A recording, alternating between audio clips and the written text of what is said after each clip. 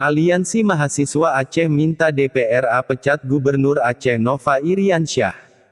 Banda Aceh, aksi sharing antara Aliansi Mahasiswa Rakyat Aceh atau Amarah dengan Dewan Perwakilan Rakyat Aceh, DPRA, berlangsung panas.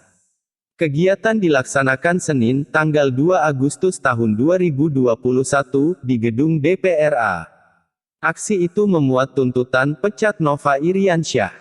Pertemuan massa dengan pimpinan DPRA ini berlangsung panas.